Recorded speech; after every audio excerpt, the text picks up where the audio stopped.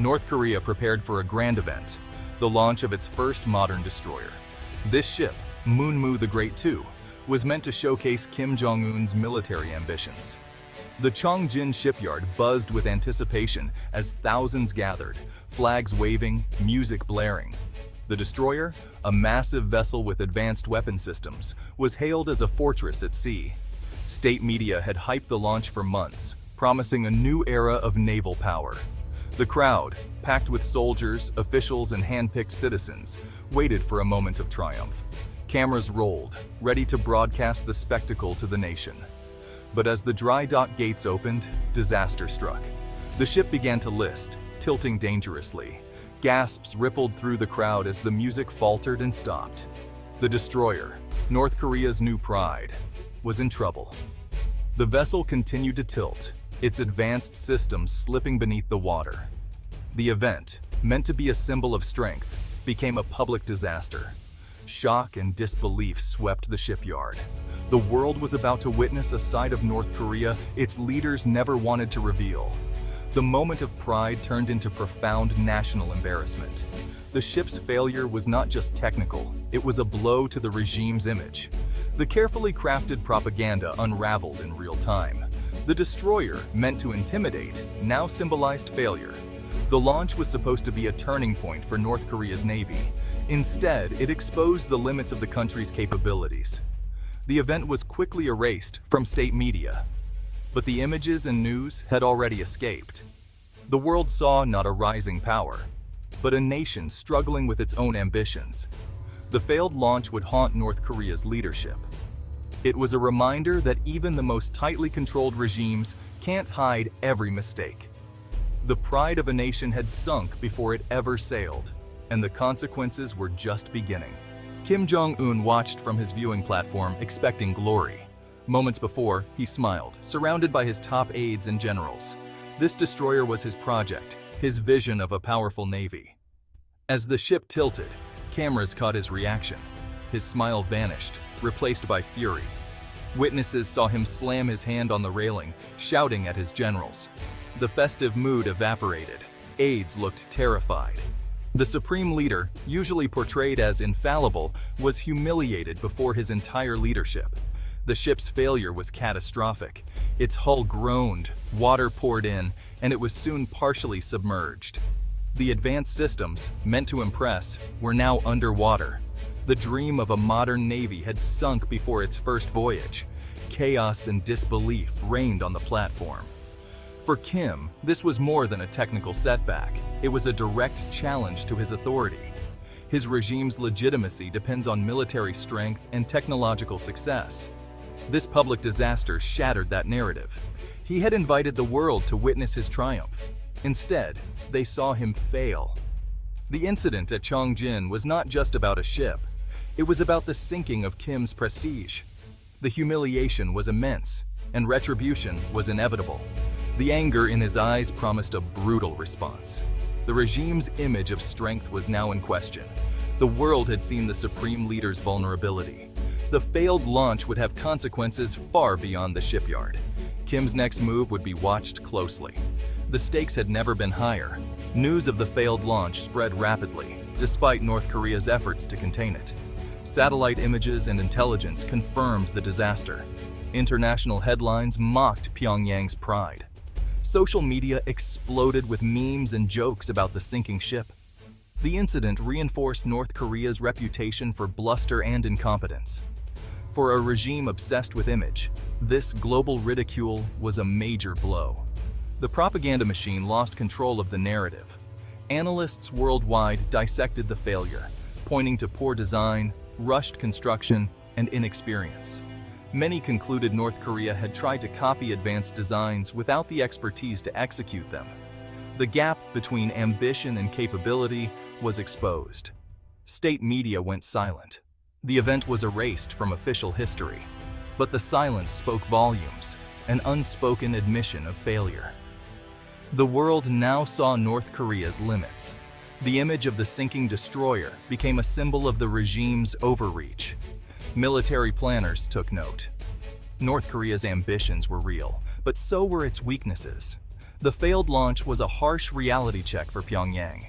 The regime's attempt to project power had backfired spectacularly. The world would not forget this moment.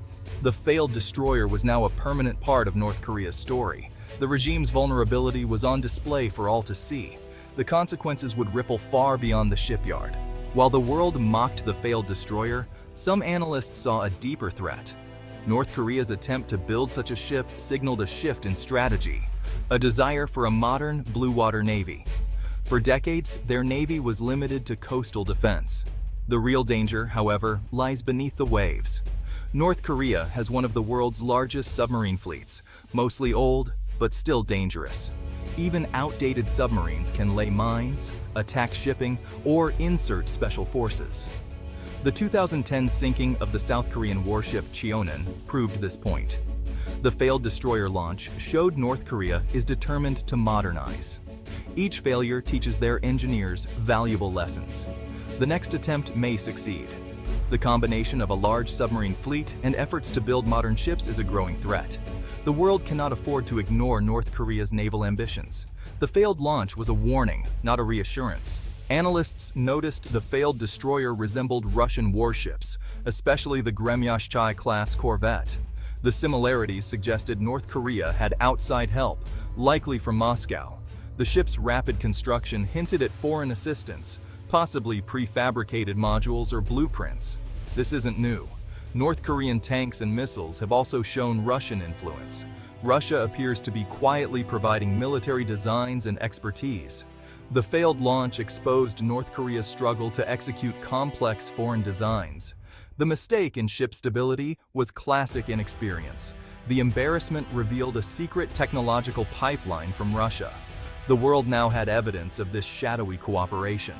The Russia-North Korea alliance has grown rapidly, driven by shared isolation and hostility toward the West. The war in Ukraine accelerated their cooperation. North Korea supplies munitions. Russia provides technology. This exchange benefits both. Russia bypasses sanctions. North Korea modernizes its military. Technology transfers include naval designs, missiles, and possibly nuclear submarine expertise. Kim Jong-un and Vladimir Putin have publicly embraced their partnership. Their alliance is a clear message. They are no longer acting alone. This new axis of power is unpredictable and dangerous. The partnership threatens to destabilize the region. The world must take this alliance seriously. The consequences could be far-reaching. Russian involvement went beyond blueprints. Intelligence reports placed Russian engineers at the Chongjin shipyard. Their expertise helped North Korea install advanced systems, violating UN sanctions. Russia, a Security Council member, is breaking the rules it's meant to enforce. By aiding North Korea, Russia creates a distraction for the US and its allies. This classic Cold War tactic diverts attention from other conflicts, like Ukraine. The Kremlin denies everything, but the evidence is overwhelming. North Korea's rapid military advances can't be explained without outside help. The failed launch exposed the depth of this secret partnership. The world now sees the Kremlin's hand in Pyongyang's ambitions. The implications are global. After the disaster, terror swept through North Korea's elite. Kim Jong-un demanded a scapegoat. The chief naval architect was arrested on the spot. Dozens of officials and engineers were purged, accused of sabotage or incompetence. Their families faced collective punishment, a standard regime tactic. The purge served as a warning: failure is not tolerated. It also protected Kim's image, blaming subordinates for the disaster. State media shifted focus to unrelated successes, erasing the failed launch from history. The destroyer became a ghost ship, never mentioned again. But the fear among the elite was real and lasting. The regime's grip tightened. The public was distracted with propaganda. The lesson was clear: loyalty is everything, and mistakes are fatal. The failed launch deepened the climate of fear. The consequences would echo for years. The Munmu, the Great Two's failure, raises a key question. How much of North Korea's military is real, and how much is for show? The regime is known for exaggeration, but some threats are genuine. Their nuclear and missile programs are real and advancing. The failed destroyer doesn't erase their capabilities elsewhere. The alliance with Russia could accelerate their modernization. The next warship or submarine might succeed. Technology transfer is the game changer. North Korea could become a true global threat. The failed launch is not a reason to relax, it's a warning. Vigilance is essential. The region is more volatile than ever. North Korea's ambitions, combined with Russian support, create a perfect storm. The world must not underestimate the danger. The sinking ship was a failure for them, but a wake-up call for us.